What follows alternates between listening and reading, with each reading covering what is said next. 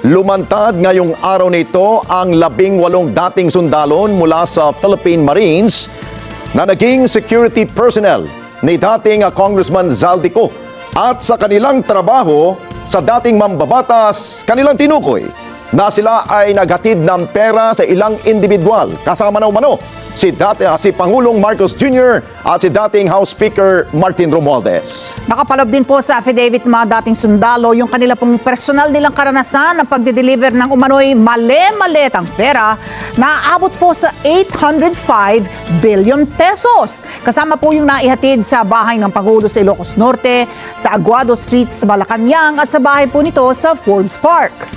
Samantala, idinadawit din ng mga dating sundalo ang ilang mga mambabatas, mga kongresista. Numunoy hinatiran din nila ng pera kapalit ang paglagda sa nooy isinusulong na impeachment complaint laban kay Vice President Sara Duterte.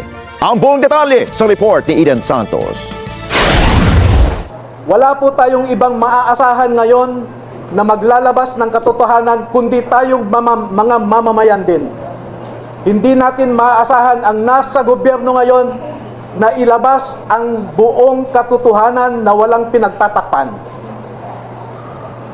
Ngayon po ay lumabas ang mga dating kasamahan ni Master Sergeant Orly Gutesa sa trabaho bilang security consultant o security personnel ni dating Congressman Zaldi Esco. Ang mga sundalong ito ay wala na sa serbisyo. Ngunit ang nasabi nila sa akin, ito ang marahil na huling labanan na kanilang papasukin at gusto nilang magpakasundalo sa ating bayan. Tuloy-tuloy pa rin ang laban sa matinding korupsyon sa gobyerno na halos trilyong pisong pondo ang umano'y napunta sa bulsa ng malalaking tao sa gobyerno. Yan ay matapos ang matapang na paglantad sa publiko ng 18 na dating mga sundalong Marines na kasamahan ni Master Sergeant Orly Gutesa at nagturo kay Pangulong Ferdinand Marcos Jr., dating House Speaker Martin Romualdez at dating Bicol Party List Representative Zaldico bilang mastermind sa flood control scam. Ang ugat at pinuno ng pagnanakaw sa ating bayan ay walang iba kundi si President Marcos. At hindi gagalaw si Speaker Romualdez o si Zaldico na walang pahintulot kay PBBM. Dahil bakit siya tumanggap ng mali-malitang pera? Hindi ba siya nagtanong saan galing ito o para saan ito? I hold him responsible because being the chief executive, being the head of the executive branch, he is the chief implementer of laws. Ayon kay Attorney Levito Baligod, isang anti-corruption advocate, nakapaloob sa affidavit ng mga sundalo ang personal na karanasan sa pagde-deliver ng mali-malitang basura o pera sa bahay ni Pangulong Marcos sa Ilocos Norte, Aguado Street sa Malacanang at bahay nito sa Forbes Park. Mula umano noong September 2022 hanggang sa kalagitnaan ng 2025 ay 3 hanggang 4 na beses kada linggo ang delivery at minsan umaabot pa ng 52 na maleta. So ito po yung bahay ni Pangulong Ferdinand Marcos Jr. Yes po. Meron din po kami sa Ilocos kasama po si Kong Saldi. Ilang maleta po yung na-deliver sa Forbes at saka sa Ilocos?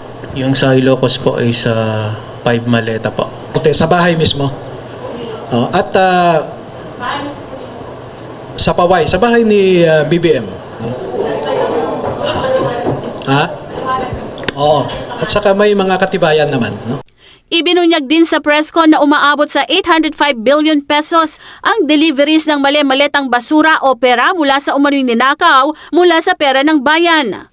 Na i-deliver nila, umaabot ng 805 billion pesos. Nung Napoles, tens of millions lang o billions, no? Pero ngayon, trilyones. Isa rin sa mahalagang bahagi ng affidavit ng mga sundalo ay ang nangyaring operasyon ng International Criminal Court o ICC investigators sa Pilipinas.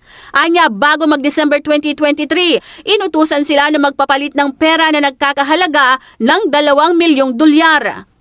We will prove that the conduct of the ICC investigators in the Philippines is unprecedented because they were dined and wined by people who are publicly known to be opponents of the people hosting them. Second, to prove that what the United States Department said, that ICC is a very corrupt institution, is being proven by this personal knowledge included in their affidavit. Plano rin nila na ipadala sa iba't ibang embahada ng mga bansang miyembro ng ICC at maging mismo sa ICC ang kopya ng reklamo pagkatapos na isumite sa Office of the Ombudsman para ipaalam ang ginawa ng mga ICC investigators sa Pilipinas. Kinumpirma rin ng mga sundalo na nagdala rin sila ng mali-maletang pera para sa mga kongresista na pumirma sa impeachment complaint laban kay Vice President Sara Duterte. Nakadetalye po dito sa affidavit nila Na na may dinalang pera para sa mga pumirma. Okay? sa Sa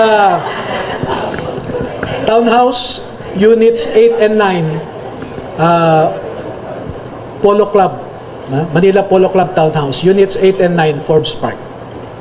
ilang maleta po yung dinala doon? Naku po. Parang nagbalik-balikan yung 3 vans na unang nag-deliver, bumalik pa ulit. Eden Santos para sa Mata ng Agila. Matatag, matapat, matapat.